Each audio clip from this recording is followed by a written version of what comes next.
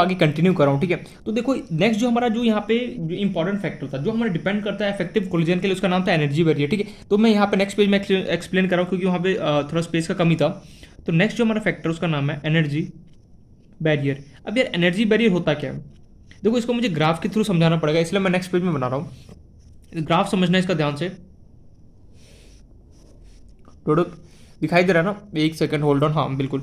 तो ये हमारा कुछ ग्राफ है, यहाँ हमने प्लॉट किया एनर्जी, मतलब कि वाई एक्सिस पे मेरा एनर्जी है, एक्स एक्सिस पे बेसिकली क्या लिया है, चलो यहाँ पे हमारा होता है रिएक्टेंट या फिर रिएक्शन कोऑर्डिनेट, रिएक्शन कोऑर्डिनेट, ठीक है। ध्यान समझना, ये ग्राफ बहुत काम का मतलब यही सबको समझ में आ जाएगा एनर्जी बैरियर क्या मतलब। मान लो रिएक्टेंट तुम्हारा ये रहा, यहाँ पे प्रेजेंट है, ठीक है, एंड प्रोडक्ट मान लो यहाँ पे प्रेजेंट है, प्रोडक्ट देखना ध्यान से जो मैं ग्राफ बना रहा हूँ, यहाँ से कुछ इस तरीके से माउंटेन बनाना पड़ेगा, माउंटेन ये बना,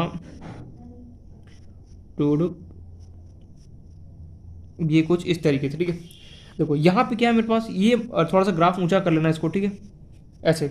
ये हमारा ग्राफ बनता है एनर्जी वर्सेस ये क्या है, रिएक्शन कोऑर्डिनेट। क्या होता है, यही हमें ग्राफ समझाएगा कि एनर्जी बैरियर से कैसे डिपेंड करता है। तो यहाँ पे मेन फैक्टर क्या है, जो मैं बोल रहा हूँ ध्यान समझो। तो जो रिएक्टेंट है, रिएक्टेंट भाई साहब को ये बोला गया भैया ये ले, मान लो कि यहाँ पे बहुत सारे रिएक्टेंट है, सब रिएक्टेंट को ये बोला गया तुझे इस यहाँ तक तो पहुँचना ही पहुँचना है, मतलब इस पॉइंट तक तो पहुँचेगा, उसके बाद ही तू क्या कर सकता है, प्रोडक्ट फॉर्म में कन्वर्ट होगा। जब इस पॉइंट पे पहुँचता है, इस पॉइंट को हम बोलते हैं बेसिकली, इस पॉइंट को बोला जाता है ट्रांजिशन स्टेट बोला जाता है। क्या बोला जाता है, ध्यान से देखना जो मैं एक एक पॉइंट बोल रहा हूँ यहाँ पे, ट्रांजिशन, इसको कोई थ्योरेटिकल नहीं, इस पूरा ग्राफ ही समझेगा, ट्रांजिशन स्टेट। मतलब कि देखो रिएक्टेंट है, मान लो मेरे पास बहुत सारे रिएक्टेंट है, मान लो 10-12 रिएक्टेंट है, उन सबको बोला गया, मान लो यार मैराथन स्टार्ट हो, मैराथन स्टार्ट होता है तो फिनिश लाइन में कौन पहुंचते, बहुत कम लोग पहुंच पाते हैं, क्यों, क्योंकि जिसको प्रैक्टिस रहेगा वही क्वालिफाई कर पाए। वही सेम बात यहाँ पर रिएक्टेंट के साथ हुआ, मेरे पास बहुत सारे रिएक्टेंट है। अब रिएक्टेंट को सबको बोला गया कि तुझे इस पॉइंट पे पहुंचे, जो जितने भी रिएक्टेंट मॉलिक्यूल इस पॉइंट पे पहुंचेगा उसके बाद ही क्या कर सकता है, वो प्रोडक्ट फॉर्म में कन्वर्ट हो सकता है। मतलब कि तुमने क्या किया, कंडीशन अप्लाई कर दी। क्या कंडीशन अप्लाई कर दिया, बोला लेटेस्ट से तुम्हें ये बोला गया घर पे कि मान लो कि तुम अगर आज ये 10 क्वेश्चन सॉल्व करो तुम्हें एक चॉकलेट मिलेगा, ऐसे बोलते हैं ना बचपन में, अच्छा 10 क्वेश्चन सॉल्व कर लो तो तुम्हें एक चॉकलेट मिलेगा। सेम यहाँ पे बात हो, रिएक्टेंट मॉलिक्यूल्स को सबको बोला गया कि भैया रिएक्टेंट मॉलिक्यूल्स तुम सबको, जितने भी तुम रिएक्टेंट मॉलिक्यूल्स जो इस पॉइंट तक पहुंचेगा उन सबको क्या होगा, प्रोडक्ट फॉर्म में कन्वर्ट करने का मौका मिलेगा। बिल्कुल सही। तो यहाँ पे हुआ क्या कि बहुत सारे रिएक्टेंट मॉलिक्यूल्स है। अब देखो जितने, अगर मान लो तो डेली अगर तुम्हें कोई बोले कि 10 क्वेश्चन सॉल्व करो चॉकलेट, और डेली तो तुम करोगे नहीं। सेम यहाँ पे बात यहाँ पे भी होगी, बहुत सारे रिएक्टेड मॉलिक्यूल्स है, वो क्या कर सके, सारे तो यहाँ तक अचीव कर नहीं पाएंगे, बहुत कुछ कर पाए कुछ नहीं कर पाए। तो जो नहीं कर पाए वो तो क्या होगा, इफेक्टिव कॉलिजन में पार्टिसिपेट नहीं कर पाएंगे, और जो कर पाए वो क्या होगा, इफेक्टिव कॉलिजन में पार्टिसिपेट कर पाएंगे। तो वही ये ग्राफ हमें समझा रहा है, मतलब कि यहाँ पे हमें ये ग्राफ ये बता रहा है कि बहुत सारे रिएक्टेंट मॉलिक्यूल्स यहाँ पे अगर मेरे पास प्रेजेंट है, उसमें से कुछ ही यहाँ पे ऐसे मॉलिक्यूल्स होंगे जिसका एनर्जी, जिनके पास इतना कैपेसिटी या फिर इतना एनर्जी होगा जो कि क्या कर सकते हैं, ट्रांजिशन स्टेट पे पहुंच के क्या कर सकते हैं, प्रोडक्ट फॉर्म में कन्वर्ट कर सकते हैं। और वो जो पहुंचेगा प्रोडक्ट फॉर्म में उसे हम क्या बोलेंगे, इफेक्टिव कोलिजन बोला जाएगा। अच्छा ये बात है, बिल्कुल सही। अब यहाँ पे देखना कुछ इंपॉर्टेंट पॉइंट है जो तुम्हें देखना है। देखो यहाँ से लेकर के, चलो मैं यहाँ पे प्लॉट करता हूँ, उसको ध्यान समझना।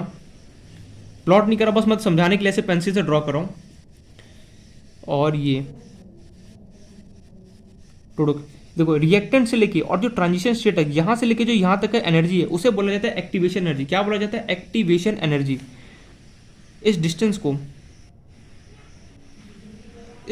क्या बोलूंगा, activation energy. Activation energy is represented by what, how, E and small A. याद रखना, ए से क्या होता है, एक्टिवेशन एनर्जी को इंप्लीमेंट किया जाता है। मतलब कि रिएक्टेंट से लेकर ट्रांजिशन स्टेट तक जो एनर्जी होता है उस एनर्जी को हम क्या बोलते हैं, एक्टिवेशन एनर्जी बोला जाता है। मतलब कि रिएक्टेंट मॉलिक्यूल्स, तो सीधा मैं एक लाइन में बोलूँ, रिएक्टेंट मॉलिक्यूल्स को ये बोला जाता है जितने भी मॉलिक्यूल्स ट्रांजिशन स्टेट तक पहुंचेंगे वो क्या होगा कि उनका प्रोडक्ट फॉर्म होगा, जो नहीं पहुंचेगा यहाँ तक उसका क्या होगा, प्रोडक्ट फॉर्म नहीं होगा। बिल्कुल से। तो ये बात समझ में। अब कुछ लोगों ने क्या किया, थ्योरेटिकल कुछ मतलब कि टर्म्स डिफाइन करते, क्या बोला, रिएक्टेंट से लेकर जो ट्रांजिशन स्टेट तक जो एनर्जी है उसे हम बोलते हैं activation energy. Note out, complete हो गया। अब देखना ध्यान, एक और एनर्जी होता है जिसका नाम होता है, यहाँ से इनिशियल कंडीशन जीरो लेवल से लेके ट्रांजिशन स्टेट तक जो एनर्जी होता है उसको हम बोलते हैं, यहाँ तक मीन जीरो लेवल से यहाँ तक जो फाइनल जो ट्रांजिशन यहाँ तक जो एनर्जी होता है उसको बेसिकली बोला जाता है क्या, थ्रेशोल्ड एनर्जी। क्या बोला जाता है, थ्रेशोल्ड एनर्जी।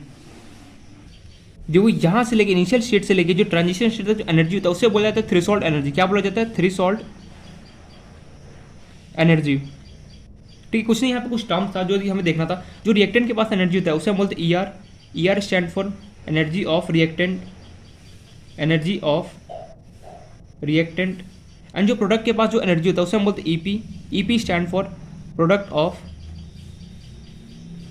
एनर्जी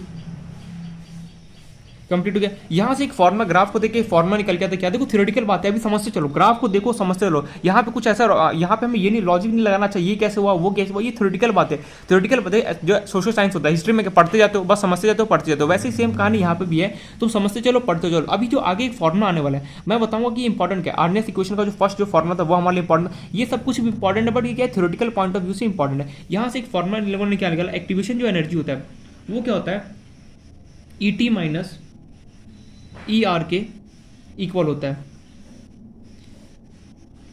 अब मन में चल रहा है ईटी क्या है यार, ईटी भाई ये थ्रेशोल्ड एनर्जी, इसी को हम किसे रिप्रेजेंट करते हैं, ईटी से करते हैं। मतलब अगर कभी भी तुम एक्टिवेशन एनर्जी निकालो, सिंपली क्या करो, ई टोटल में से क्या करो, रिएक्टेंट का एनर्जी को सब्ट्रैक्ट कर दो, क्या होगा तुम्हें एक्टिवेशन एनर्जी मिल जाएगा। देखो ये फॉर्मूला इंपॉर्टेंट है, हमें अच्छे से पता होना चाहिए। देखो अभी ग्राफ का एक तरीके से हम स्टडी करें भैया, ग्राफ हमें ये बोलता है, अगर हम इसको पूरा समराइज करना चाहो तो बस समराइज ये करोगे, जो रिएक्टेंट है, रिएक्टेंट को ये बोला जाता है कि बहुत सारे रिएक्टेंट है, उसको ये बोला जाता है जो जितने भी रिएक्टेंट मॉलिक्यूल्स है, तुमने अगर ये ट्रांजिशन स्टेट पर इस पॉइंट पे पहुंच गए, इस ट्रांजिशन स्टेट पर जो भी इस पॉइंट पे पहुंचेगा वो क्या होगा, प्रोडक्ट फॉर्म होगा। जो इस पॉइंट पर नहीं पहुंचेगा उसका क्या होगा, प्रोडक्ट फॉर्म नहीं होगा। जो प्रोडक्ट जिसका फॉर्म होगा वो सब क्या होगा, इफेक्टिव कोलिजन दिखा रहे होंगे, और जिसका नहीं होगा सीधी बात है वो इफेक्टिव कोलिजन नहीं दिखा रहा होगा। अब यहाँ पे क्या कुछ टर्म्स है, रिएक्टेंट से लेकर के ट्रांजिशन स्टेट तक जो एनर्जी होता है उसे हम बोलते हैं एक्टिवेशन एनर्जी। और अगर टोटल एनर्जी मुझे देखना है यहाँ से लेकर यहाँ तक, इसे हम बोलते हैं थ्रेशोल्ड एनर्जी, मींस ई टोटल होता है, ये प्रोडक्ट का एनर्जी होता है। अगर मान लो किसी ने बाई चांस पूछ लिया कि एक्टिवेशन एनर्जी बताओ क्या होगा, तो सिंपली क्या करोगे तुम, टोटल ई थ्रेशोल्ड मींस ई टोटल में से, ई थ्रेशोल्ड एनर्जी में से क्या करो, रिएक्टेंट की एनर्जी को सब्ट्रैक्ट कर दो, तुम्हें क्या होगा, एक्टिवेशन एनर्जी मिल जाएगा। तो इस तरीके से इन लोगों ने क्या किया, ग्राफ बना के हमें बताया कि इफेक्टिव कोलिजन होने के लिए दो कंडीशन, एक तो ओरिएंटेशन बैरियर, मतलब कि हेड टू हेड क्या होना चाहिए, कोलिजन होना चाहिए।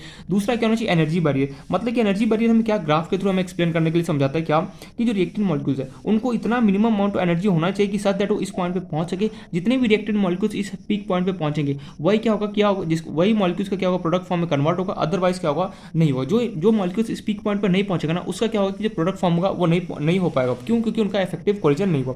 तो ये यहाँ पे कुछ पॉइंट था जो हमें पता होना चाहिए था एनर्जी बैरियर से रिलेटेड, कि एनर्जी बैरियर से कैसे हमारे पास यहाँ पे जो इफेक्टिव कोलिजन जो होता है उसको कैसे जो हमारे पास इफेक्टिव कोलिजन होता है उसे क्या क्या कंडीशन होना चाहिए। पहला हमने देखा ओरिएंटेशन बैरियर, मतलब कि दो इफेक्टिव कोलिजन होने के दो हमारे पास कंडीशन है। पहला ओरिएंटेशन बैरियर, ओरिएंटेशन मतलब कि बैरियर का मतलब है जितने भी रिएक्टेंट मॉलिक्यूल्स है उनको आपस में हेड टू हेड कनेक्ट होना पड़ेगा, क्या हो रहा है, सॉरी।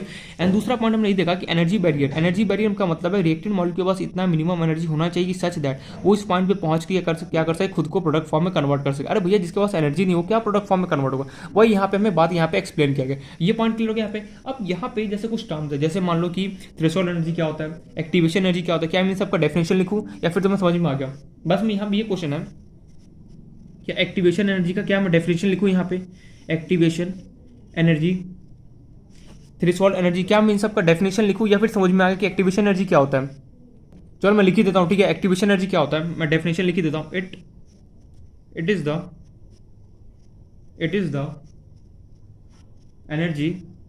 द एनर्जी, फॉर्मूले को देख के भी तुम अप्लाई कर सकते हो। It is the energy difference between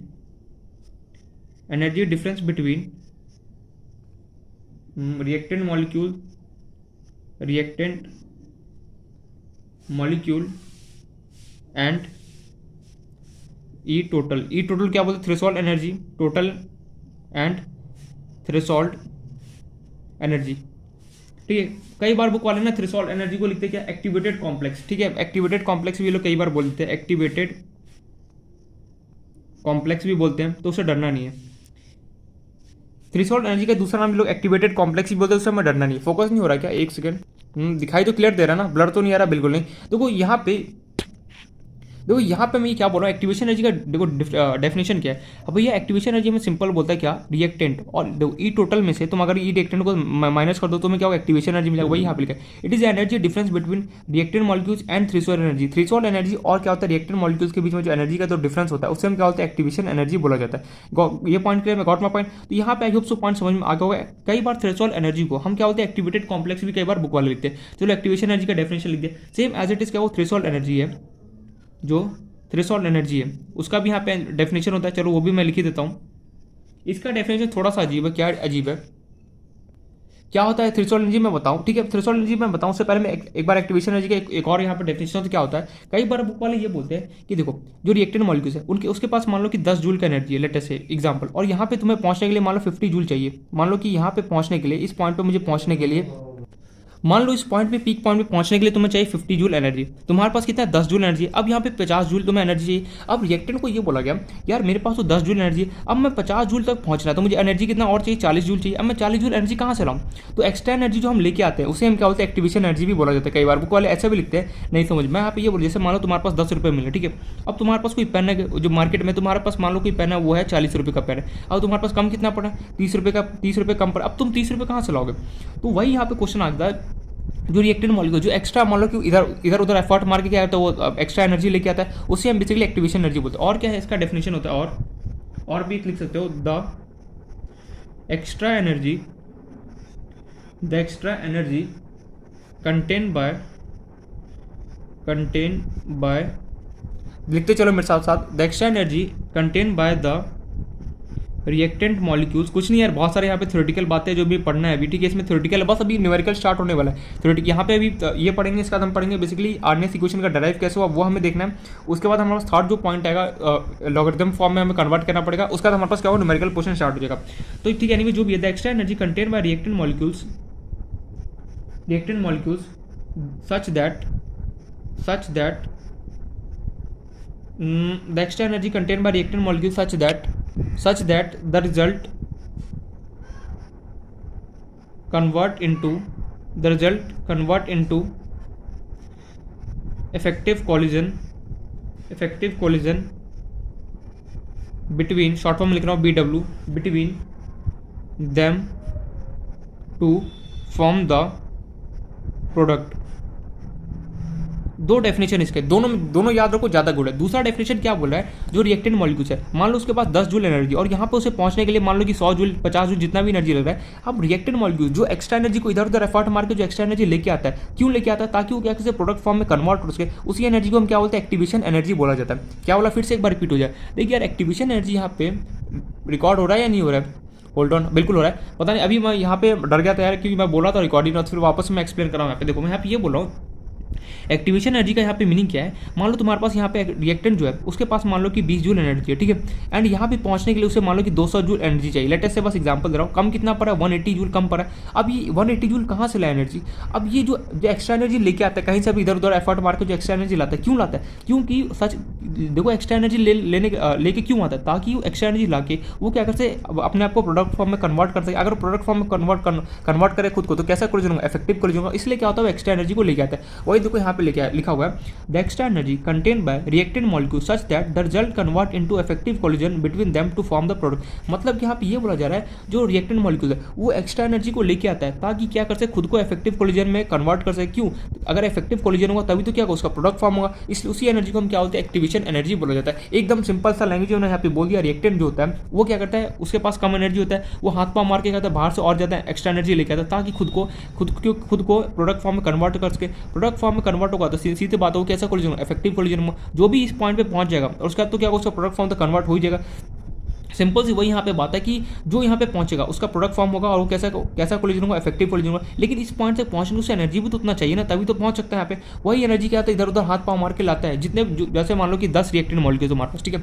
अब उनका एनर्जी मान लो तुम्हारे पास यहाँ पे 50 जूल है और पीक पे पहुंचने के लिए यहाँ पे लेटर से उसे 100 जूल एनर्जी चाहिए।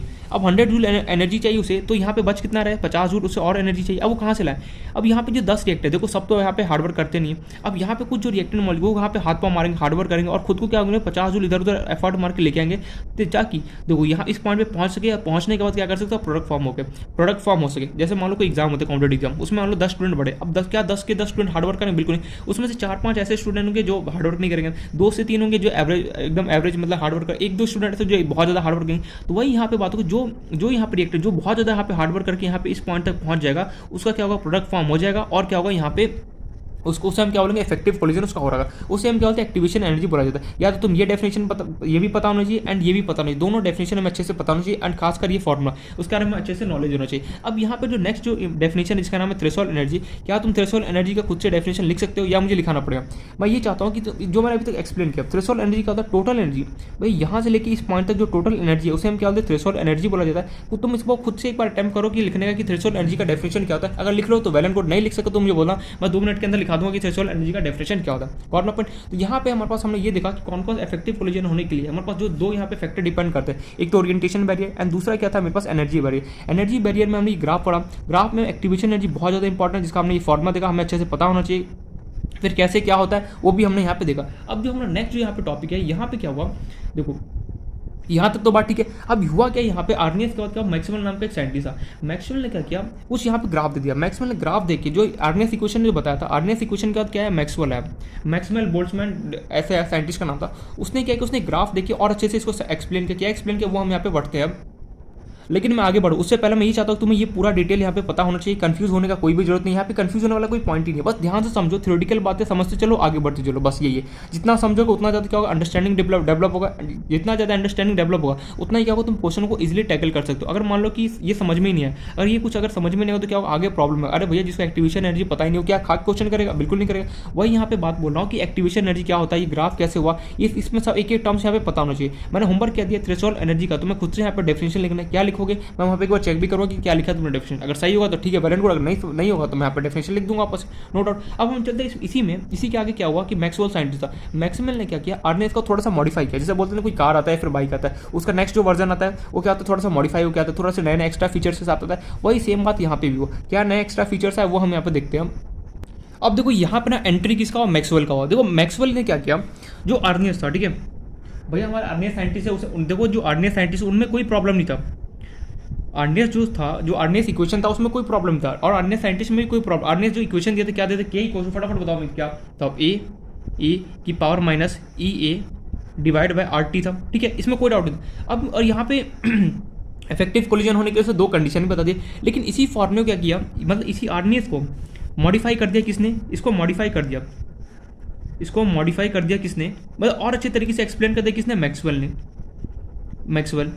तो ये वही देखो हुआ कि यहाँ पे पता नहीं क्या हो रहा है, मैं अटक क्यों रहा हूँ। देखो आर्नियस था, आर्नियस ने जो फार्मा दिया अच्छे से पूरा डेराइव किया, उसको क्या किया, मॉडिफाई कर दिया किसने, मैक्सवेल ने। मैक्सवेल ने क्या डेराइव किया तो उसके बारे में हम पढ़ेंगे। तो मैक्सवेल का जो कंसेप्ट था, जो उसने डेराइव करके दिया, उसका नाम रख दिया इन लोगों ने मैक्सवेल। अलग से इन लोगों ने एक टॉपिक बना दिया Maxwell, MAXWEL, Maxman, Maxwell Boltzmann distribution curve. जो उसने ग्राफ दिया था मैक्सवेल ने, उसका इन लोगों ने नाम रख दिया क्या, मैक्सवेल बोल्ट्जमैन डिस्ट्रीब्यूशन कर्व। क्या बोला, ये कुछ भारी भरकम सा टॉपिक नहीं है, तुम्हें सिंपली ग्राफ के थ्रू समझ में आ जाएगा इजीली। देखो मैक्सवेल ने ग्राफ दिया था, आर्नियस को उसने पढ़ा, उसने स्टडी किया अच्छे से। आर्नियस को बोला कि थोड़ा सा इसमें मैं मॉडिफाई कर सकता, उसने बोले ग्राफ बना के दिया। क्या ग्राफ बना के दिया वो हमें देखना है। उसी ग्राफ के लोगों ने क्या नाम दिया, मैक्सवेल बोल्ट्जमैन डिस्ट्रीब्यूशन कर्व। अभी होता क्या देखना, ध्यान से समझना इस ग्राफ को, और थोड़ा सा कोशिश करना अच्छे से नीट एंड क्लीन बनाने का, ठीक है। हो सके तो 2 पेन हाथ में रखो, एक तो ब्लू रखो और एक कोई भी ब्लैक, जो भी है ब्लैक या फिर ब्लू, कोई भी एक ब्लैक ब्लू के अलावा कोई भी एक एक्स्ट्रा पेन हाथ में रख लो। इसने क्या किया, वाई एक्सिस था, वाई एक्सिस में इसने रख दिया factor of, sorry by mistake, fraction of molecules. इसने वाई एक्सिस पे रखा फ्रैक्शन ऑफ मॉलिक्यूल्स को, किसने, मैक्सवेल ने। और एक्स एक्सिस पे प्लॉट किया इसने बेसिकली काइनेटिक एनर्जी। क्या प्लॉट किया, काइनेटिक एनर्जी, ठीक है, काइनेटिक एनर्जी। और वाई एक्सिस पे इसने रखा फ्रैक्शन ऑफ मॉलिक्यूल्स, इसको शॉर्ट फॉर्म में बोलते हैं FOM, फ्रैक्शन ऑफ मॉलिक्यूल्स। अब देखना ध्यान से क्या किया, मैक्सवेल ने एक शानदार सा ग्राफ दिया, क्या दिया, माउंटेन ही बनाना है हमें अब वापस से कुछ इस तरीके से तोड़ो, ये दिखाई दे रहा है ना, ये उसने माउंटेन दिया। अब देखो हुआ क्या, ध्यान समझना इस ग्राफ को, बहुत काम का स्टडी करना है इसको। मैक्सवेल ने क्या किया, इसका एक ऐसे कुछ ग्राफ बना दिया इसने, ये इसी ग्राफ को हम बोलते हैं मैक्सवेल बोल्ट्जमैन डिस्ट्रीब्यूशन कर्व। अभी ग्राफ है क्या, उससे कि ये बहुत सारे रिएक्टेंट मॉलिक्यूल्स ले, मान लो बहुत सारे इकट्ठा करके मॉलिक्यूल्स लाए, उसको बोला तुझे प्रोडक्ट देना, ठीक है, उसमें स्टार्ट किया प्रोडक्ट बना। मान लो कुछ कोई प्रोडक्ट, मान लो कोई रिएक्टेंट मॉलिक्यूल्स यहाँ था, उसका फ्रैक्शन ऑफ मॉलिक्यूल्स देश काइनेटिक एनर्जी यहाँ पे था, कुछ ऐसे कोई ऐसे, कोई यहाँ पे कोई यहाँ, ऐसे चलता, बहुत सारे रिएक्टेंट मॉलिक्यूल्स थे, उसका कुछ हर एक मॉलिक्यूल का कुछ अलग काइनेटिक एनर्जी होता और कुछ फ्रैक्शन ऑफ मॉलिक्यूल्स अलग होता था। उसने ग्राफ में ये ऑब्जर्व किया, जो इसका हाईएस्ट पॉइंट है, पीक पॉइंट, जो ग्राफ जो माउंटेन, जैसे मेरा हैंड है, देखो ध्यान समझना, इसको समझना माउंटेन, ठीक है, ऐसे। अब ये जो मेरा, एक सेकेंड, अब समझ, ठीक है, अब समझ में आया। देखो जो ये मेरा यहाँ पे ये वाला पोर्शन दिख रहा है तुम्हें, ये वाला, ये क्या हुआ तुम्हें एकदम हाईएस्ट पॉइंट दिख रहा है, पीक पॉइंट। जब माउंटेन होता है ना भैया, देखो ये माउंटेन है, माउंटेन का हाईएस्ट पॉइंट कौन होता है, ये पीक पॉइंट होता है। उसने ऐसा ऑब्जर्व किया, जो ये पीक पॉइंट है ग्राफ का, जो ये ग्राफ का पीक पॉइंट है, यहाँ पे उसने ये देखा, जो मोस्ट ऑफ रिएक्टेड मॉलिक्यूल्स है ना, उसका यहाँ पे क्या उसका काइनेटिक एनर्जी पाया गया। उसने ये देखा इस पीक पॉइंट पे, मैं यहाँ पे लिख भी रहा हूँ, the peak point of curve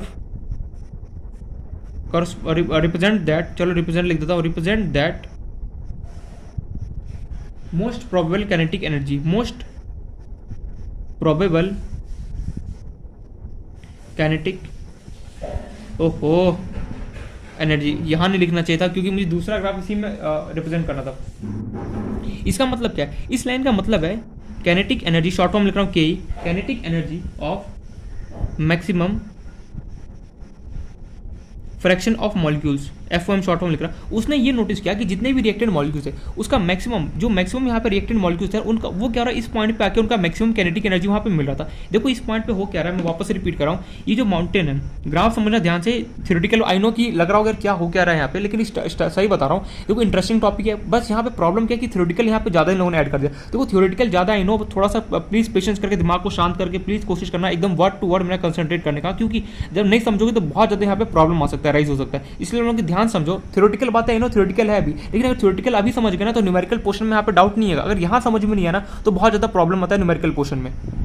जो इस ग्राफ का जो पीक था, इस पीक पॉइंट पे ऐसा देखा कि जो जितने भी रिएक्टेड मॉलिक्यूल्स है उसका मोस्ट प्रोबेबल काइनेटिक एनर्जी यहाँ पे मिल रहा था। अच्छा अब हुआ क्या, ऐसे सोन बहुत सारे यहाँ पे रिएक्टेड मॉलिक्यूल्स नहीं, इस पॉइंट के बारे में उसने स्टडी कर दिया कि इस पॉइंट पे क्या होगा, मोस्ट प्रोबेबल काइनेटिक एनर्जी तुम्हें मिल रहा होगा, नो डाउट ये पॉइंट पे। अब उसने ये देखा, नोटिस किया उसने कि लेटर से मैं कहाँ पे, चलो यहाँ पे मैं एक लाइन ड्रॉ करता हूँ, ठीक है। उसने ये नोटिस किया,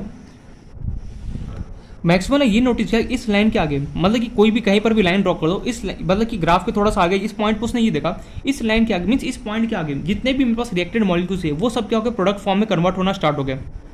मतलब कि ये पूरा रीजन जो भी है ग्राफ का, यहाँ पे मुझे क्या वो प्रोडक्ट मिलना स्टार्ट, मतलब कि रिएक्टेड मॉलिक्यूल्स चले यहाँ तक चले, फिर आगे चलते यहाँ पर भी प्रोडक्ट नहीं मिला, फिर धीरे धीरे जब वो नीचे आ रहे थे उसने मैक्सवेल ने ये ऑब्जर्व किया, इस पॉइंट का क्या हुआ कि मुझे यहाँ पे प्रोडक्ट मिलना स्टार्ट हो गया। इसी ग्राफ को हम क्या बोलते हैं, मैक्सवेल बोल्ट्जमैन डिस्ट्रीब्यूशन कर्व बोलते हैं। तो यहाँ लग रहा है उसने किया क्या यार, यहाँ पे उसने किया कुछ नहीं, उसने सिंपली मुझे ये किया, उसने इस टाइप का ग्राफ बना, ठीक है, ऑब्जर्व करने का। फिर उसका ऑब्जर्व ये किया कि इस पॉइंट के बाद, मान लो कोई भी पॉइंट हो सकता है, इस पॉइंट का उसने ऑब्जर्व किया कि प्रोडक्ट बनना क्या हो रहा है, स्टार्ट हो रहा है। तो और लेकिन जो ये लाइन था, इस लाइन को उसने बोला ये है क्या होगा, एक्टिवेशन एनर्जी।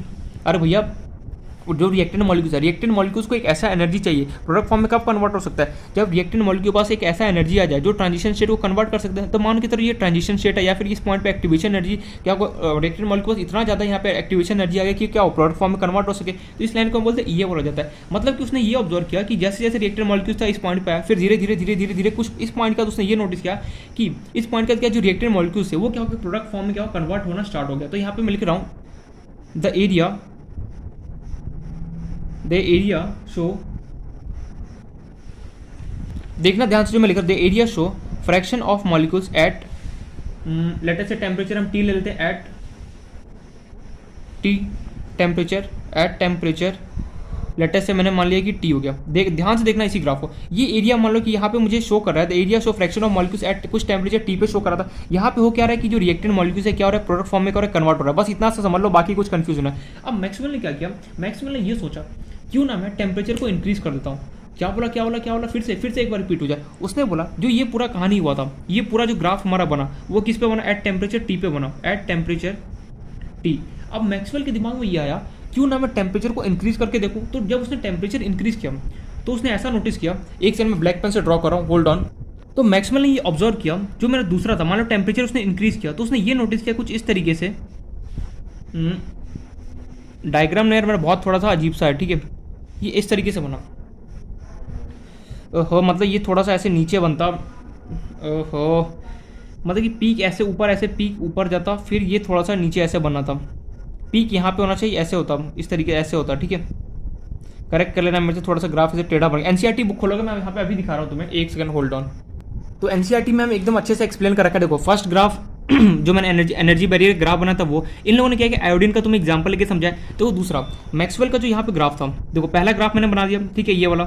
अब इन लोगों ने पहला ग्राफ तो तुम्हें समझ में आ गया। देखो फर्स्ट ग्राफ मेरे पास, मैंने दोनों ग्राफ एक में बना लिया। फर्स्ट ग्राफ मेरे पास ये वाला था, ठीक है। अब मैंने क्या किया, दूसरे टाइम क्या किया मैक्सवेल ने, तुम चाहो तो अलग अलग भी बना सकते हो, मैंने एक साथ बना दिया। फर्स्ट ग्राफ तो ये रहा मेरे पास, ठीक है।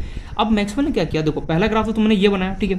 अब इसी के अंदर दूसरा जब इन लोगों ने बनाया, देखो कुछ टाइम टी के बाद इन लोगों ने पहले तो स्टार्टिंग में ये बना था टाइम टी इस तरह, अब ये वाला था, ठीक है। अब मान लो कि मैक्सवेल टाइम टी नहीं सॉरी टेम्परेचर, पहले टेम्परेचर इतना था। अब मैक्सवेल के दिमाग में ये आया क्यों ना मैं टेम्परेचर को इंक्रीज कर दूँ। तो जब उसने टेम्परेचर को इंक्रीज किया तो ये नीचे वाला लाइन दिख रहा है, ये वाला टेम्परेचर को इस तरीके से इसका ग्राफ बनेगा, ठीक है। डायग्राम मेरा थोड़ा सा इधर उधर हो गया। देखो तीन ग्राफ था, पहला एनर्जी बैरियर वाला ग्राफ, डरना मत। यहाँ पे देखिए ये क्या डेल्टा H2 + I2, इन लोगों ने आयोडीन का एग्जांपल लेके समझा।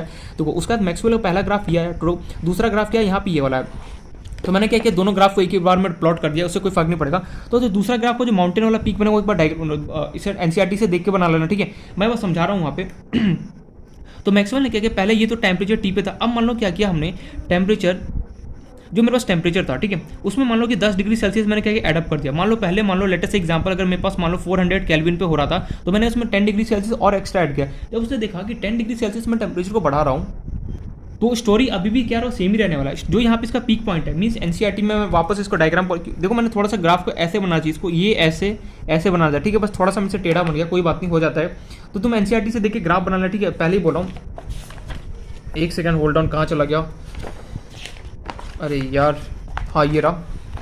एनसीईआरटी से देखे एक बार ग्राफ को वापस में देखो, ये एकदम ऐसे दिख रहा है, थोड़ा ये दिख रहा है, ये वाला पीक पॉइंट है। इस पीक पॉइंट को क्या होगा, यहाँ पे मोस्ट प्रोबेबल काइनेटिक एनर्जी मिल रहा होगा। सेम वही कहानी हुआ, इस लाइन के आगे क्या होगा, जब उसने दूसरा ग्राफ बनाया तो उसने ये नोटिस किया कि अगेन यार जो पहले वाला जो लाइन था, उसी लाइन के बाद यहाँ पर भी अगेन मुझे प्रोडक्ट मिल रहा है। मतलब कि यहाँ पर भी मुझे रिएक्टेंट से क्या हो रहा है, प्रोडक्ट मुझे कन्वर्ट होता हुआ मिल रहा है। तो इस तरीके से उसने कुछ ग्राफ बनाया था, ठीक है। यही यहाँ पे ग्राफ था और कुछ नहीं है यहाँ पे। तो मैं सिंपल सा सारा लैंग्वेज समझाऊं। मैक्सवेल ने कुछ एकदम सिंपल सा ग्राफ है, कंफ्यूज होने की कोई जरूरत नहीं है। मैक्सवेल ने क्या किया, इसको इस ग्राफ को बोला जाता है मैक्सवेल बोल्ट्जमैन डिस्ट्रीब्यूशन कर। पहला उसने जो ग्राफ बनाया था वो एकदम सिंपल सा ग्राफ था। क्या उसने फ्रैक्शन ऑफ मॉलिक्यूल्स लिया, दिखाई दे रहा है, और क्या किया, काइनेटिक एनर्जी लिया और कुछ इस तरीके से उसने प्लॉट कर दिया, ठीक है। पहला ग्राफ था ये, इस पॉइंट को लेता है मोस्ट प्रोबेबल काइनेटिक एनर्जी। दूसरा ग्राफ उसने क्या किया था, ये ऐसे बनाया, यहाँ पे एक लाइन उसने नोटिस किया, इस लाइन के आगे क्या हो रहा था, रिएक्टेंट जो था प्रोडक्ट में कन्वर्ट हो रहा था। दूसरा उसने अगेन यहाँ पे ग्राफ बनाया, यहाँ पर उसने ये नोटिस, जो ये लाइन था उसी के आगे क्या हो रहा था, जो रिएक्टेंट है उसके आगे प्रोडक्ट में कन्वर्ट हो रहा था। इस लाइन को उसने बोला एक्टिवेशन एनर्जी। ये नोटिस किया गया, जो पीक है, मतलब तुम टेम्परेचर तो बढ़ाओगे, लेकिन जो ये पीक है ना वो क्या होगा, धीरे धीरे घटता ही जाएगा। ये नहीं हुआ कि जब टेम्परेचर बढ़ा तो पीक बढ़ेगा, नहीं, ऐसा कभी नहीं हुआ। तुम टेम्परेचर कितना ही बढ़ा लो, जो पीक होगा, मान लो कि पहला माउंटेन का ये था, दूसरा माउंटेन क्या उसके नीचे आएगा, तीसरा क्या उसके नीचे, चौथा उसके नीचे, सोन चलता रहेगा। एंड जितने भी तुम ग्राफ बनाओगे क्या होगा, सबका ये जो लाइन है, इस लाइन को हम क्या होता है, एक्टिवेशन एनर्जी पर ये जो है, ये क्या इंडिकेट कर रहा है, एक्टिवेशन एनर्जी। मतलब कि उन्होंने ये नोटिस किया, एक्टिवेशन एनर्जी के बाद क्या हो रहा था, जो रिएक्टेंट था वो क्या हो रहा था, प्रोडक्ट फॉर्म में हमारा कन्वर्ट हो रहा था। इसी ग्राफ को बेसिकली क्या बोलता है, मैक्सवेल बोल्ट्जमैन डिस्ट्रीब्यूशन कर्व बोला जाता है, जो कि मैंने यहाँ पे बता दिया अच्छे से। कुछ ही थ्योरेटिकल है पूरा। अगर तुम्हें पढ़ना है, अगर फिर भी तुम्हें लगता है कि ठीक है मेरे पास टाइम है, अगर पढ़ना चाहते हो तो यहाँ पे पूरा राम कहानी इन लोगों ने गिवन दे रखा है, इसको एक बार पढ़ लेना, समझ में आ जाएगा कि यहाँ पे हो क्या रहा है। एक सेकेंड, थ्योरेटिकल बातें होता है, इसमें पता नहीं क्या होता है, थोड़ा सा अटक जाता हूँ मैं। एक सेकेंड होल्ड ऑन, की कहाँ चला गया ग्राफ।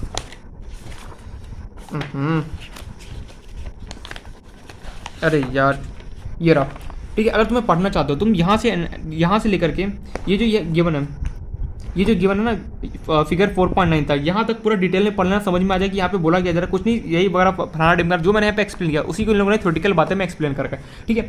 तो यहाँ पे मैक्सवेल बोल्ट्जमैन डिस्ट्रीब्यूशन कर्व क्या होता है मैंने बताया, कुछ नहीं, उसने कर्व दिया जो हमें बता रहा होता है फ्रैक्शन ऑफ मॉलिक्यूल्स और काइनेटिक एनर्जी के बीच में, हमें ग्राफ उसने दिया, हमें ये बता रहा है कि कुछ मतलब एक्टिवेशन एनर्जी के लाइन के बाद क्या हो रहा है, जो रिएक्टेंट है वो प्रोडक्ट फॉर्म में कन्वर्ट हो रहा था। जैसे अगर मान लो कि टेम्परेचर को मैं इंक्रीज करता हूँ, कितना 10 डिग्री सेल्सियस और मैं बढ़ाता हूँ, सेम वहाँ पर भी यही फंडा अप्लाई हुआ कि इस लाइन के आगे क्या था, जो रिएक्टेंट मॉलिक्यूल्स है वो प्रोडक्ट फॉर्म में हमें कन्वर्ट होते हुए दिखाई दे रहा था। तो इस तरीके से कुछ उसने ग्राफ बना था, जिस ग्राफ का क्या नाम रखा, मैक्सवेल बोल्ट्जमैन डिस्ट्रीब्यूशन कर्व रखा गया। इस पॉइंट को हम क्या बोलते हैं, मोस्ट प्रोबेबल काइनेटिक एनर्जी बोला जाता है, ठीक है। ये सब थ्योरेटिकल बातें था जो मैंने यहाँ पे ऑलरेडी लिखा चुका हूँ। देखो पढ़ने की कोई जरूरत है, बस इस ग्राफ को याद रखना। अगर कोई पूछे मैक्सवेल बोल्ट्जमैन डिस्ट्रीब्यूशन कर्व क्या होता है, तुम्हें ग्राफ देख लेना और एक बार एक्सप्लेन कर देना, अच्छा यहाँ पे एक्टिवेशन एनर्जी क्या, और रिएक्टेंट जो था वो प्रोडक्ट फॉर्म में कन्वर्ट हो, क्यों कन्वर्ट हो रहा है, क्योंकि उसके पास क्या होगा, एक अमाउंट उतना एनर्जी आ गया। देखो मान लो कि पहले उसके पास यहाँ से चलना स्टार्ट हुआ, मान लो कि उसे प्रोडक्ट फॉर्म होने के लिए मान लो कि 200 जूल एनर्जी है, और उसके बाद स्टार्टिंग में मान लो कि 20 जूल था, मान लो चलना स्टार्ट हो 50 हुआ, 40 60 हुआ, 70 हुआ, इस पॉइंट पर आके मान लो 100 हो गया, फिर और बढ़ता गया, एक ऐसा पॉइंट है जहाँ पर उसे लगा यार मेरा जो एनर्जी वो प्रोडक्ट के इक्वल हो गया, मतलब कि मैं प्रोडक्ट फॉर्म में कन्वर्ट हो सकता हूँ, उसी पॉइंट को लोगों ने क्या बोला गया, एक्टिवेशन एनर्जी। यहाँ पे लाइन बना दिया। क्या एक्टिवेशन एनर्जी क्या होता है, जहाँ पे जो मेरा रिएक्टेंट है वो क्या होगा, प्रोडक्ट फॉर्म में क्या हो रहा है, कन्वर्ट हो रहा है, दैट्स इट। अब मन में सवाल, यार यहाँ पे लाइन क्यों बनाएगी, यहाँ पे लाइन क्यों नहीं बनाया, क्यों? क्योंकि मान लो कि 20 से 100 जूल 20 जूल है स्टार्टिंग में, और उसे 200 जूल चाहिए प्रोडक्ट फॉर्म होने में कन्वर्ट होने में। लेटेस्ट एग्जांपल दे रहा हूँ, तो कुछ यहाँ इस पॉइंट पर उसे मिला हो ऐसा, इस पॉइंट पर उसके पास जो रिएक्टेंट है उसका इतना एनर्जी हो गया होगा फुलफिल के साथ, जब वो प्रोडक्ट फॉर्म में कन्वर्ट हो सकता है, इसलिए यहाँ पे क्या गया, मैक्सवेल ने एक लाइन दी थी। ये सब एक्सपेरिमेंट से डेटा आया गया, नोट, इसमें इतना कंफ्यूज मत होना। यहीं से क्या हुआ, जो आर्डिनेंस इक्वेशन था वो डरा हुआ। ये जो यहाँ पे गिवन है ना, ये दो साइंटिस्ट ने गिवन था, दो साइंटिस्ट ने मिलकर गिवन था। एक तो मैक्सवेल ने दिया था, उसका नाम था क्लैर्क मैक्सवेल नाम था पूरा, और दूसरा दिया था, क्या नाम था उसका, बोल्ट्जमैन, लुडविग बोल्ट्जमैन, ऐसे कुछ नाम था। उन दोनों साइंटिस्ट ने मिलकर ग्राफ हमें गिवन था। यहीं से क्या हुआ, यहीं से इन लोगों ने क्या बोला, आर्डिनेंस इक्वेशन का जो फॉर्मूला था वो यहीं से आया। क्या इन लोगों ने बोला, जो फ्रैक्शन ऑफ मॉलिक्यूल्स है fraction of molecules which cross, या फिर विच पास लिख दो, विच cross activation energy, short form लिख दो ई ए, क्या होगा वो किसके इक्वल होगा, E minus E A divide by R T के इक्वल होगा। ठीक है, तो यहाँ से इन लोगों ने ये बोला, जो रेट क्या होता है, डायरेक्टली प्रोपोर्शनल होता है किसके, अरे यार फिर से E, capital E A R T, directly proportion को हटाने के लिए कांस्टेंट चाहिए था, तो क्या आ गया, डायरेक्टली प्रोपोर्शन टू क्या था, E minus E A divide by R T. तो यहाँ से के इक्वल टू क्या निकल गया, मेरे पास डायरेक्टली पोर्शन को हटाने के कांस्टेंट था जिसका नाम रख दिया हमने ए क्या होता है, frequency A E minus E A divide by R T. यहाँ से क्या हो गया, जो हमारा आर्डिनेंस इक्वेशन था वो डेराइव हुआ। देखो इन लोगों ने क्या बोला, मैक्सवेल और क्या जो बोल्ट्जमैन, उन्होंने बोला जो फ्रैक्शन ऑफ मॉलिक्यूल्स है जिन्होंने एक्टिवेशन जो क्रॉस किया वो क्या हो, किसके इक्वल होगा, ई माइनस ये डिवाइड बाय आर टी क्या था, इक्वल था। कुछ नहीं, ग्राफ को इन लोगों ने एक इक्वेशन बना, फिर उन्होंने बोला जो रेट होता है, रेट क्या होता है, डायरेक्टली प्रोपोर्शनल होगा किसके, इसके। तो रेट को हटाने के लिए सिंपली मुझे कांस्टेंट देता, कांस्टेंट क्या है, आर्डिनेंस इक्वेशन ए का क्या नाम रखा, वेव नंबर रख दिया, सॉरी फ्रीक्वेंसी रखा गया, ठीक है, फ्रीक्वेंसी फैक्टर रखा गया, बस आ गया। यहीं से क्या होगा, आर्डिनेंस इक्वेशन हमारा क्या हो, डराइव होता। तो इस तरीके से हमने देखा कि मैक्सवेल बोल्ट्जमैन डिस्ट्रीब्यूशन जो करता उसको देख के हम आर्डिनेंस इक्वेशन को हम डराइव कर सकते। एग्जाम में कई बार डायरेक्टली पूछ लेता है कि ड्रॉ मैक्सवेल बोल्ट्जमैन डिस्ट्रीब्यूशन कर दो, सिंपली तुम उसको ड्रॉ कर सकते हो। बस ये याद रखना, यहाँ पे टेम्परेचर जो भी तुम एडअप करोगे वो 10 डिग्री सेल्सियस से कभी भी ज़्यादा नहीं लोगे। क्या लोगे, 10 डिग्री सेल्सियस से कभी भी मैं ज़्यादा नहीं लूँगा। 10 डिग्री सेल्सियस से ज़्यादा क्यों नहीं ले सकता हूँ, क्योंकि हम जो भी यहाँ पे चेंजेस करेंगे वो सिर्फ और सिर्फ 10 डिग्री सेल्सियस से ही लेना देना है हमें, गॉट माय पॉइंट। तो ये हमारे पास कुछ मैक्सवेल बोल्ट्जमैन डिस्ट्रीब्यूशन करता है जिसका हमें पढ़ना था। अब इन लोगों को शांत कहाँ बैठना होता है। अब इन्होंने बोला, अब ये जो फॉर्मूला है ना यार, इसको मैं चाहता हूँ कि लॉगरिदम फॉर्म में कन्वर्ट करना। अब देखना इस फॉर्म में कैसे शानदार इन लोगों ने लॉगरिदम फॉर्म में कन्वर्ट किया, फिर हम वो पढ़ेंगे। सबसे पहले हम देखेंगे लॉग जो बेस ई होता है, बेस ई में कैसे आया, फिर लॉग 10 में देखेंगे, दो फॉर्मूला हम पढ़ेंगे। उसके बाद हम यहाँ पे दो ग्राफ अभी और पढ़ने वाले, फिर हम चलेंगे अपने क्वेश्चन की तरफ। अभी थोड़ा सा और बस बचा हुआ, मान लो 10% और थ्योरेटिकल बात बताए जो तुम्हें पढ़ना है। आई नो कि थ्योरेटिकल बात से कंटाल मारता दिमाग, देखो सबके साथ ऐसा होता है थ्योरेटिकल, बट क्या करना, दिमाग को शांत करके प्लीज कोशिश करना है यहाँ पे पढ़ने का, ठीक है। जितना समझोगे उतना जल्दी क्या होगा, बेनिफिट होने वाला है। तो ये हमने देखा मैक्सवेल बोल्ट्जमैन डिस्ट्रीब्यूशन कर्व क्या होता है, पूरा हमने डिटेल में देखा। ग्राफ क्या होता है, पहला ग्राफ या दूसरा ग्राफ, यहाँ मैंने दोनों ग्राफ को एक ही साथ बना दिया, बट पहला ग्राफ तुम्हें ये प्लॉट करना है, दूसरा क्या करना है, ये वाला प्लॉट करना है जो मैंने यहाँ पे ड्रॉ किया, गॉट माय पॉइंट। अब हम चलते क्या, ये जो फॉर्मूला था ना, इसको इन लोगों ने क्या कन्वर्ट कर दिया इसमें लॉगरिथमिक फॉर्म में। क्या था वो हम देखते हैं। जो हमारे पास फॉर्मूला था, हमारे पास फॉर्मूला था के इक्वल्स टू, ध्यान से देखना, ए ई की power minus E A divide by R T. देखो कुछ नहीं यार, ये हमें जो क्वेश्चन करना होता है एक फॉर्मूले से ही में करना था, बट यहाँ पे इतना स्टोरी लोगों ने लॉन्ग इतना घुमा फिरा के देते हैं, ये पढ़ो मैक्सवेल बोल्ट्जमैन डिस्ट्रीब्यूशन करो, दिस दैट फलाना डिमांड। एग्जाम में कई बार जेईई मेंस में भी डायरेक्टली पूछ लेता है, तो मैं ग्राफ देख के पूछ रहा है। इतना याद रखना, टेम्परेचर जो होता है ना हमेशा 10 डिग्री सेल्सियस में ही हम बढ़ना, उससे ज़्यादा नहीं बढ़ना। अब इसी फॉर्मूले को क्या किया इन लोगों ने, लॉग फॉर्म में कन्वर्ट कर दिया। अब यार लॉग फॉर्म में कन्वर्ट करने का मतलब क्या है, लॉग फॉर्म में कन्वर्ट करने का मतलब देखना ध्यान से, कई बार इसको ना एक टॉपिक के थ्रू भी समझ सकते हो, बोर्ड में तुमसे पूछ सकता है ड्राइव करने के लिए मेथड 2, इसको क्वेश्चन के तौर पे भी दिया जा सकता है, मेथड 2 फाइंड एक्टिवेशन एनर्जी। इसको क्वेश्चन के तौर पे भी समझ सकते हो तुम, एक्टिवेशन एनर्जी को फाइंड करने के लिए मेरे पास क्या मेथड है, ये तुम क्वेश्चन के तौर पे समझ सकते, उसका मैं सॉल्यूशन यहाँ पे बता रहा हूँ। या फिर तुम ये भी समझ सकते हो और इसका टॉपिक भी लिखते हो, logarithmic form of activation, logarithmic form of activation energy, ये भी लिख सकते हो, ठीक है, नो डाउट। ये एक तरीके इसका टॉपिक है। या तो तुम यहाँ पे टॉपिक डाल के ऊपर लिख सकते हो एक्टिवेशन एनर्जी फाइंड आउट कैसे करेंगे उसका मेथड, या फिर तुम लिख सकते हो इसी फॉर्मूले का लॉगरिदमिक फॉर्म क्या होगा वो हमें देखना है। तो देखो K equal to A E minus ये डिवाइड बाय आर टी था। अब इसको कैसे कन्वर्ट करो, सिंपली क्या करो, टेकिंग स्टेप बाय स्टेप देखते चलो। पहला स्टेप लिया मैंने, taking both the sides ln, हमने क्या किया दोनों साइड के ln ले लिया। अच्छा एक बात बताओ, मैं यहाँ पर दो क्वेश्चन तुमसे पूछ रहा हूँ। जो ln होता है, ln किसके इक्वल होता है, फटाफट बताओ मुझे, लॉग जिसका बेस ई होता है और ऊपर कुछ भी के जो भी कॉन्स्टेंट है वो कुछ भी यहाँ पे लिख सकते हो। ln का मतलब होता है जिसका जो भी लॉग जिसका बेस ई होता है उसको हम क्या बोलते हैं ln के इक्वल लिख सकते हैं। अगर मान लो मैं यहाँ पे तुमसे एक और क्वेश्चन पूछूंगा, जो हमारे पास, एक बात बताओ, मैंने अभी कुछ टाइम पहले बताया, अगर मान लो लॉग ई और ऊपर मान लो कुछ भी एक्स वाई जेड कुछ भी गिवन, चलो के ही ले लेता हूँ, इसको अगर तुम्हें लॉग बेस में अगर ई के जगह 10 में कन्वर्ट करना है तो कैसे कन्वर्ट करते हो, फटाफट बताओ मैं क्विकली। मैं क्या पूछा मैंने, मैं यहाँ पे ये तुमसे पूछ रहा हूँ, मैंने ये फॉर्मूला लिखा है अभी था, अगर कभी भी तुम्हें बेस लॉग में ई बेस अगर गिवन, देखो ln और लॉग ई बेस दोनों आपस में इक्वल होते हैं, ln लिखो या फिर लॉग ई की पावर कुछ भी लिखो, दोनों आपस में इक्वल है दोनों। मेरा यहाँ पे क्वेश्चन ये है, अगर लॉग ई का जो बेस है उसको अगर तुम्हें लॉग 10 बेस में अगर कन्वर्ट करना तो कैसे करोगे, फॉर्मूला तो फटाफट ऑलरेडी लिखा चुका हूँ, क्या था फॉर्मूला 2.301, याद करो फटाफट, 2.3031 लॉग 10 की पावर के। ये दो फॉर्मूले हमें अच्छे से पता होना चाहिए, मीन्स ये दो एडिशनल इन्फॉर्मेशन जो हमें अच्छे से नॉलेज होना चाहिए।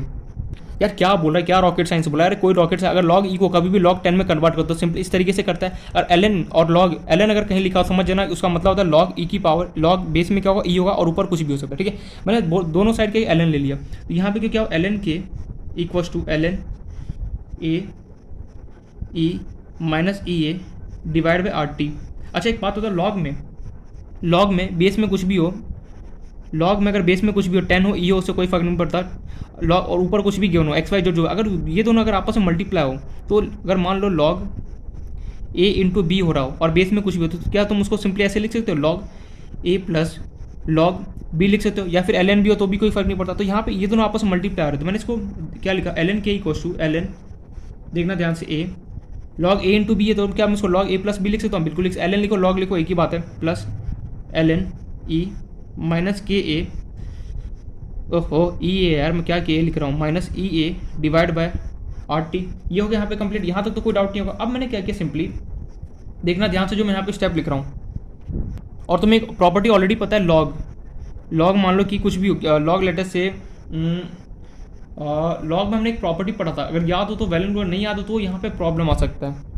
भाई साहब ये ln ई नहीं है, ये ऐसे लिखा है ln ई की power minus E upon R. E क्या है यहाँ पे तुम्हारे पास एक्सपोनेंशियल कांस्टेंट, इसका बेस क्या है कुछ भी अभी तक मैंने लिखा है। तो हमें एक बात पता है, लॉग में अगर याद हो कुछ तो ई की पावर, यहाँ पर कुछ भी यहाँ पे पावर आ जाए बेस में, भैया ई क्या है, ई और लॉग इसे कंफ्यूज मत होना, यहाँ पे ई तुम्हारे पास एक्सपोनेंशियल कांस्टेंट है, अगर लॉग में यहाँ पे कुछ भी बेस गिवन हो और इसके पावर अगर कुछ भी है तो क्या तो वो आगे आ जाता है। तो सिंपली क्या होगा, ये आगे उठ के आ गया, क्या होगा ln ए माइनस यहाँ प्लस सही क्या होगा माइनस हो गया, कितना होगा ई A divide by R T ऐसे था, और यहाँ पे हो गया ln, यहाँ पे पावर में कितना था ई था, ln के ई को ऐसे लिख दो। अब सिंपली क्या किया मैंने ln को लॉग में कन्वर्ट कर दिया, लॉग में कन्वर्ट कर ऐसे करूँगा, ln जो होता है वो किसी को लॉग ई और जो भी यहाँ पे बेस पावर है क्या के है, सिंपली लिख दो उसको लॉग ई की पावर के ई को, ध्यान समझते चलना वरना बहुत प्रॉब्लम आएगा, लॉग ई की पावर यहाँ पे क्या ए माइनस कितना हो गया E A divide by R T log base में ई, और ये पावर भी कितना ई है। और हमें एक बात पता ऑलरेडी, अगर लॉग में पावर और बेस दोनों अगर सेम होता क्या होता है 1 होता है, तो यहाँ से इसका वैल्यू कितना गया 1, तो ये हो गया लॉग ई की पावर के इक्वल्स लॉग ई की power A minus E A upon are T. तो यहाँ से मैं इसको और अच्छे अगर मैं लिखना चाहूँ तो सिंपली मैं इसको लिख सकता हूँ, या फिर ऐसे ही रहने दो। तो ये पहला डब्बा कंप्लीट हो गया, मीन्स हमने आर्डिनियस इक्वेशन को लॉगरिथम फॉर्म में पहला हमने कंप्लीट कर लिया, मीन्स ई के फॉर्म में कन्वर्ट कर दिया। अगर हमने क्या किया, आर्डिनियस इक्वेशन को, जो हमारा आर्डिनियस इक्वेशन था उसको बेसिकली क्या किया हमने कन्वर्ट कर दिया किसमें, लॉगरिथम में, लॉग में कन्वर्ट, और उसका बेस क्या रखा हम नहीं रखा, मीन्स आर्डिनियस इक्वेशन को हमने कन्वर्ट कर दिया किसमें, लॉगरिथमिक फॉर्म में, और जिसका बेस क्या रहा ई रहा। अब किसी के मन में ये सवाल है इसका मुझे ग्राफ प्लॉट करके पता क्या होगा, इसका ग्राफ प्लॉट करने के लिए क्या किया जाए, तो इसका साइंटिस्ट लोगों ने क्या किया, इसका ग्राफ प्लॉट जो मैक्सवेल वगैरह ने किया जो भी था, इसका ग्राफ कुछ इस तरीके से प्लॉट हुआ। बोला ना थ्योरेटिकल बात है, ये कैलकुलेशन वाला पार्ट है, इसके आगे क्या ये कैलकुलेशन वाला पार्ट आई होप तो समझ में आ गया। अभी क्या कुछ थ्योरेटिकल बातें चला है, जिसको समझो और दिमाग में फिट करते चलो, फिट करोगे तभी जाके क्या होगा काम आएगा आगे, वरना बहुत ज़्यादा प्रॉब्लम है। कौन सा फॉर्मूला लर्न करना है मैं सब कुछ आगे बताऊंगा, बट ये वाला फॉर्मूला हमें अच्छे से पता होना चाहिए, और इसका डेरिवेशन कैसे है ये भी अगर पता है तो वेल एंड गुड, क्योंकि बोर्ड में कई बार पूछ लेता है directly method to find activation energy बताओ कैसे फाइंड आउट करेंगे, तो ये तुम्हें पूरा एक एक करके एक्सप्लेन करना पड़ेगा, जो भी यहाँ पे कर रहा हूँ। इसका ग्राफ कुछ इस तरीके से आता है, इस फॉर्मूले को देखिए इन लोगों ने ग्राफ बनाया, इस फॉर्मूले को क्या किया इन लोगों ने थोड़ा सा मॉडिफाई किया, क्या किया इसको बोला इन लोगों ने, ये जो फॉर्मूला ये मेरे पास y equals to M X plus C की तरह दिख रहा है, ठीक है, हमें उससे कोई मतलब नहीं क्या से दिख रहा है नहीं दिख रहा है। इन लोगों ने ग्राफ कैसे बना देखना ध्यान से, यहाँ पे मेरा रहा साइड में ln a लिखो, या फिर तुम इसे ऐसे भी लिख सकते हो लॉग ई की पावर लॉग ई की पावर ए भी लिख सकते हो, या फिर के जो तुम्हारा मन करे वो लिख सकते हो, अपने ऊपर क्या होता है टोटली चॉइस होता है। लॉग याद रखना एल एन, और एल एन का मतलब होता है बेस में क्या होना ई होना, लॉग के अंदर बेस में क्या होना ई होना। प्रोसेस क्या बनाया इन लोगों ने 1 टेम्परेचर, ये टी टाइम मत समझना, टी क्या टेम्परेचर। तो कुछ इस तरीके से ग्राफ आया।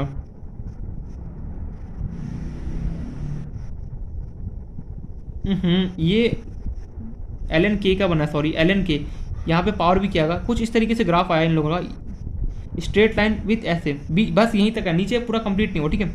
और अगर तुम्हें इसका स्लोप लिखना हो, पहले ये तो बता दो, यहाँ से लेकर के यहाँ तक जो डिस्टेंस था वो कितना आया, एल एन ए के इक्वल आया।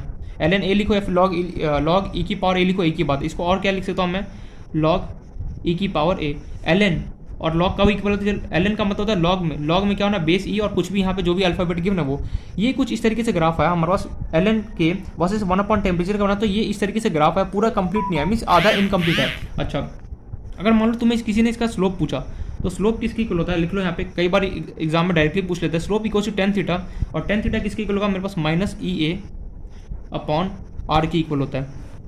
मतलब कि मान लो तुम्हें ऐसे ग्राफ देखे और कुछ लेटेस्ट से तुम्हें लॉग बेस में ई दे दे, या फिर एल एन के वर्सेस 1 टेम्परेचर ग्राफ देखे, तो मैं सिंपली मान लो यहाँ पे लेटेस्ट से मान लो कि यहाँ पे कुछ एंगल दे दे, कितना एंगल, लेटेस्ट से बोले कि यहाँ पे कुछ एंगल थीटा एंगल है, मान लो 45-60 दे दे, और तुमसे पूछा अच्छा बताओ एक्टिवेशन एनर्जी क्या होगा, तो सिंपली क्या लिखोगे, जो भी यहाँ पे एंगल है वो, जैसे मान लो यहाँ पे 60 डिग्री एंगल होता है, 1060 इक्वल टू लिखते हैं minus E A divide R. R क्या होता है बेसिकली यूनिवर्सल गैस कांस्टेंट, उसका वैल्यू कितना था 8.3134 जो भी होता है वहाँ यहाँ पे पुट करोगे और यहाँ से एक्टिवेशन एनर्जी निकाल सकते हो। मतलब कि देखो ग्राफ को देखे तुम्हें कई बार एग्जाम में डायरेक्टली क्वेश्चन पूछ लेता है, तुम्हें लॉग ई वर्सेस 1 टेम्परेचर ग्राफ दे देगा और यहाँ पे कुछ एंगल दे देगा, तुम्हें बोलेगा फाइंड एक्टिवेशन एनर्जी। कैसे निकालोगे, टेन थीटा जो भी यहाँ पे एंगल है वो equal to minus E A upon R करोगे, आर इसको आपस में क्रॉस मल्टीप्लाई करोगे, यहाँ से तुम्हें एक्टिवेशन एनर्जी मिल जाएगा। अच्छा, ये बात समझ में। अब क्या क्या ये जो फॉर्मुला था इसको इन लोगों ने और मॉडिफाई किया। इन लोगों ने बोला यार यहाँ पे बेस ई में है, लेकिन लग रहा है क्या हो क्या रहा है मेरे साथ, इतने सारे फॉर्मूले इतना कुछ लेंदी। मैंने बोला भैया पढ़ना तो पड़ेगा ही, क्योंकि बिना पढ़े कुछ नहीं है, ठीक है, हार्ड वर्क करना ही पड़ेगा, अभी तो स्टार्ट ही हुआ एक तरीके से, ठीक है। एनीवेज, तो जो यहाँ पे फॉर्मुला गिवन था, ठीक है, मुझे हंसी इसलिए आ रहा है क्योंकि मैं ये सोच रहा हूँ कि यार इतने सारे फॉर्मुले लोगों ने साले कैसे इतना सोचते कैसे होंगे उस टाइम। पता है प्रॉब्लम ये था कि देखो उस टाइम ना क्या हो रहा था, वर्ल्ड वार हो रहा था, ठीक है, वर्ल्ड वार या फिर इधर उधर फाइट हो रहा था। अभी जो साइंटिस्ट लोग थे पढ़े लिखे वो क्या कहते थे, लैब में बैठे घर में बैठे यही सब एक्सपेरिमेंट वगैरह कर रहे थे और देखो ये सब करते हैं, ठीक है। एनीवे जो भी है, अब क्या ये फॉर्मुला निकल गया। अब यहाँ पे लोगों को शांति कहाँ मिलना, इन्होंने बोला ये जो बेस ई है यार मुझे इसको लॉग 10 में कन्वर्ट कर, कैसे कन्वर्ट करेंगे, सिंपल सा था। क्या किया इन लोगों ने, देखो ध्यान से जो मैं लिख रहा हूँ, फॉर्मूला तुम्हारे पास था लॉग ई की पावर के इक्वल टू लॉग ई की power A minus E A divide by R T. Now इसी क्या मैं करना हूँ कन्वर्ट, मैं लिख भी देता हूँ यहाँ पे ताकि आगे, now convert log base E to log base 10। अब हमें इसमें कन्वर्ट करना है। अब यार इसमें कन्वर्ट कैसे करेंगे, सिंपल सा पता है, अगर कभी भी मुझे अभी भी जस्ट फॉर्मुला लिखा के आया हूँ, अगर लॉग में बेस में ई गिवन ऊपर कुछ भी के एक्स वाई जेड जो भी यहाँ पे गिवन हो, उसको अगर कभी भी अगर मुझे लॉग बेस में अगर 10 में कन्वर्ट करना हो तो कैसे करते हैं, सिंपली क्या करूँगा 2.3031 डिवाइड बाय लॉग 10 और जो भी यहाँ पे गिवन है वो लिख दो, सिंपली काम बन जाएगा। तो चलो करते हैं, लॉग ई था, यहाँ पे अगेन मैं क्या करूँगा 2.3031 से मल्टीप्लाई करूँगा, क्या होगा लॉग 10 की पावर के इक्वल टू, अगेन इसको क्या लॉग 10 में करना 2.3031 लॉग 10 की पावर कितना A minus E A divide by कितना हो गया आर टी। अब क्या किया इन लोगों ने, डिवाइड 2.3031 इस पूरे इक्वेशन को डिवाइड कर, डिवाइड 2.3 विथ डिवाइड कर दिया 2.3031 से क्या इस पूरे इक्वेशन को, ठीक है। तो ये हो गया मेरे पास 2.3031 divide by 2.3031 divide by log 10 की पावर के इक्वल्स टू, होल्ड ऑन, ये हो गया मेरे पास equals to 2.3031 divide by again 2.3031 log 10 की power A equals to minus E A divide by 2.3031 into R into D. T क्या है, टेम्परेचर, कैंसिल आउट बचा कितना, लॉग 10 की पावर के इक्वल्स टू लॉग 10 की power A minus E A divide by 2.3031 R T, या फिर 2.303 भी लिखो तो भी कोई प्रॉब्लम है। ये हमारा फॉर्मूला निकल के इंपॉर्टेंट जितने भी न्यूमेरिकल पोर्शन सॉल्व होगा इसी फॉर्मूले से सॉल्व होगा। इस फॉर्मूले को दिमाग में अच्छे से फिट कर लेना है हमें कि आर्डिनरी इक्वेशन को अगर कभी भी लॉगरिथम फॉर्म में लिखना है, एक तो ये फॉर्मूला है एंड दूसरा मेरे पास ये दोनों, ये वाला लॉग ई वाला है, कहाँ गया ये लॉग ई वाला है, ये फॉर्मूला और ये फॉर्मूला दोनों अच्छे से लर्न अच्छे से होना चाहिए। एक बात हमेशा देखना, एल लॉग को कभी भी अगर मुझे 10 में कन्वर्ट करना हो, ई से अगर मुझे कभी भी लॉग 10 में जाना हो, क्या करते हैं 2.303 मल्टीप्लाई कर दो लॉग जो भी यहाँ पे नंबर गिवन है, ये पॉइंट हमें याद रखा हमेशा। तो ये वाला फॉर्मूला जो निकल के है यहाँ से बहुत ज़्यादा इंपॉर्टेंट, यहाँ पे टी क्या है टेम्परेचर है, आर क्या है गैस कॉन्स्टेंट है, ये क्या है एक्टिवेशन एनर्जी है, ए क्या है हमारे पास, ये हमारे पास क्या था पता फ्रीक्वेंसी फैक्टर है, के क्या है हमारे पास रेट कॉन्स्टेंट है। क्या मैं यहाँ पे सबका मीनिंग लिखूँ या फिर समझ याद रहेगा खुद से। तो यहाँ पे हमें एक फॉर्मूले का क्या होना चाहिए, मीनिंग हमें पता होना चाहिए, जो मैंने यहाँ पे लिख दिया, ठीक है। पता मैं क्या लिखूँ यार, हमें पता है ये क्या एक्टिवेशन एनर्जी, आर क्या यूनिवर्सल गैस कांस्टेंट है, टी क्या टेम्परेचर है, ए क्या है हमारे पास फ्रीक्वेंसी फैक्टर, के क्या रेट कांस्टेंट है। तो ये वाला जो फॉर्मूला सेकंड वाला ये हमारे सॉरी ये वाला जो फॉर्मूला बेसिकली है वो हमारे लिए क्या इंपॉर्टेंट है। हम जो भी न्यूमेरिकल क्वेश्चन सॉल्व करेंगे उसमें हम लॉग 10 वाले क्वेश्चन लॉग 10 वाला लॉग 10 वाले फॉर्मूले को यूज़ करके क्या करेंगे क्वेश्चन को सॉल्व करेंगे। अगेन यहाँ पे लोग शांत कहाँ बैठेंगे, अगेन यहाँ पे लोगों ने इसका ग्राफ बना दिया। तो यहाँ पे मेरे पास ग्राफ बना लॉग 10 वाले का,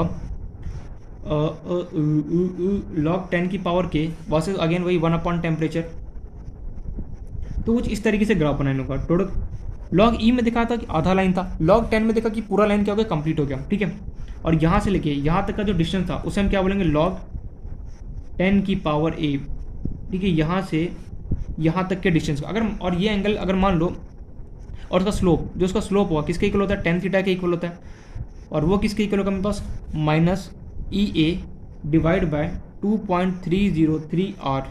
मोस्ट इंपॉर्टेंट, और मान लो कोई एंगल यहाँ पे दे दे, बोले कि ये एंगल लेटर से कोई भी एंगल थीटा एंगल, जैसे मान लो 60 डिग्री दे दिया, 45 डिग्री दी, और ग्राफ बना के लॉग 10 वर्सेस 1 टेम्परेचर। और किसी ने पूछा एक्टिवेशन एनर्जी बताओ क्या होगा, सिंपली यहाँ पे थीटा की जगह वैल्यू पुट करूँगा, आर क्या होता है यूनिवर्सल गैस को, उसका वैल्यू पुट करूँगा 8.314, उसका वैल्यू पुट कर, ठीक है थोड़ा सा वॉइस डाउन हो गया था कोई नहीं, उसका वैल्यू पुट करूंगा, आपस में क्रॉस मल्टीप्लाई करूंगा, यहाँ से एक्टिवेशन एनर्जी निकाल सकते। ये ग्राफ पढ़ने का मतलब है, पहला ग्राफ ये रहा, दूसरा ग्राफ ये पढ़ने का मतलब ये है, देखो पहला ये रहा दूसरा ये रहा। इस ग्राफ को पढ़ने का मतलब ये है कि तुम्हें ग्राफ देखे और कभी भी थीटा वगैरह दे दे तो तुम्हें ये चेक करना है कि लॉग 10 का है या फिर लॉग ई का है। अगर लॉग ई का होगा तो ये वाला स्लोप यूज करूंगा, अगर लॉग 10 का होगा तो ये वाला फॉर्मूला यूज करूंगा। यहाँ से मैं एक्टिवेशन एनर्जी को हम निकाल सकते हैं। तो यहाँ पे एक तरीके से पूरा थ्योरेटिकल पार्ट हमारा यहाँ पे कंप्लीट हुआ कि हमने ये देखा, हमने यहाँ पे ये देखा कि आर्डिनरी इक्वेशन को कैसे लॉगरिथम फॉर्म में कन्वर्ट किया जाएगा। दो फॉर्मूले मेरे पास, एक तो लॉग 10 वाला है और एक लॉग ई वाला है। मोस्ट इंपॉर्टेंट जो है यहाँ पे वो वाला हमारा लॉग 10 वाला फॉर्मूला है। देखो दो ग्राफ हमने पढ़ा, ग्राफ में हमारा दोनों इंपॉर्टेंट है, एक तो लॉग ई वर्सेस अगर 1/t गिवन हो तुम्हें, और कोई स्लोप देख पूछ ले कि अच्छा ये बताओ इसका एक्टिवेशन एनर्जी कितना होती है, कैसे निकालोगे, ऑलरेडी हमें पता है स्लोप यूज करोगे किसके इक्वल होता है, फटाफट बताओ। जो स्लोप होता है किसके इक्वल होता है यार, इतनी जल्दी बोल गया, minus E upon R. Log 10 में जो स्लोप होता है किसके इक्वल होता है, माइनस ई अपॉन 2.303 आर के इक्वल होता है, ठीक है। मैं इस पर क्वेश्चन भी कराता हूँ अभी नो डाउट।